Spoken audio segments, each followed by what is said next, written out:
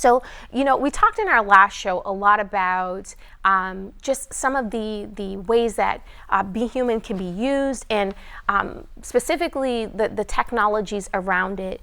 And we know that our audience is going to have a lot of questions about not only artificial intelligence and machine learning. They have concerns about where this is going, and how they will be impacted. And we wanted to give you the opportunity to address some of those, especially knowing your heart for the product and service that you've created, which is really to take this artificial intelligence and the machine learning and really amplify and create and bring back the human interaction and the human touch to those things that are inanimate, Right. and bring some value to that. So let's talk a little bit about some ways that BHuman is addressing fraud in this space, because we know that it's happening, and how you would suggest that other companies that are endeavoring to do something similar to what you're doing or in this AI space could do the same. Sure. Yeah. So, I mean, the first thing is we set up all of our engineering so that it's actually not possible to generate videos with us or to make a clone of yourself with us unless you follow our process.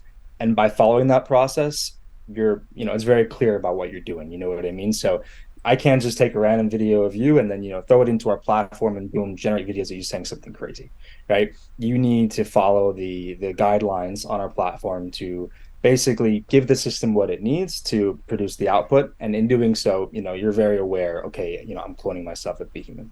So, that's how we set ourselves up. But sort of talking more broadly about the space, we've seen a couple of interesting things. One really nice protection mechanism is a couple of voice cloning companies have this, where let's say there's an audio file, right? And you're not sure if it's a real audio file or if it's a voice cloned audio file. Well, basically, there are ways for them to put a mark on that file where you can then upload that file back to that platform, and it'll tell you whether that was generated by that platform or whether it wasn't. So whether it was a cloned audio or whether it's a real audio. So there's a lot of things you can do, basically sort of putting hidden marks on files that are able to tell you this was generated or this was not generated. That's the first thing. But, I think more broadly, you know, despite all that, there will be a lot of bad actors in the space, and there's really no way around that. I think that goes for any new technology where it does something, really impressive that can be used for good or evil. And, unfortunately, people will choose the latter sometimes.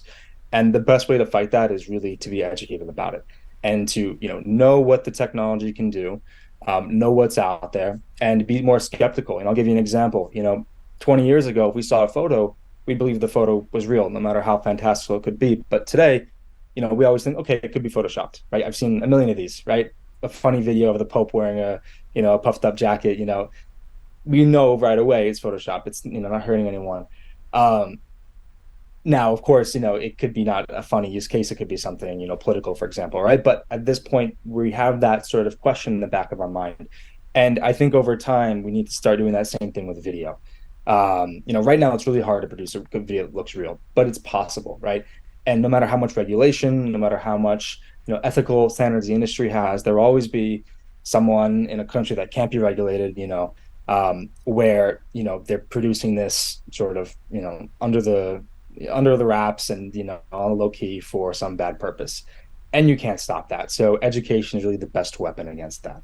Absolutely. And Don, you hit the nail on the head. Education is the key, and letting people know what is possible. That's the reason this show exists. There was a time when I was warning about some of the things that we're seeing and hearing about in the news, and people had no grid for it. They, when I would speak about it, they'd say, that sounds like something in the movies. And it was almost like talking to...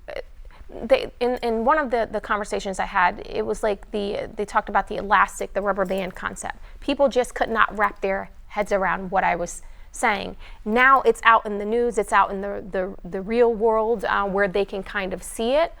And that was just maybe 5 or 6 years ago when I was talking about audio cloning, video cloning, facial cloning.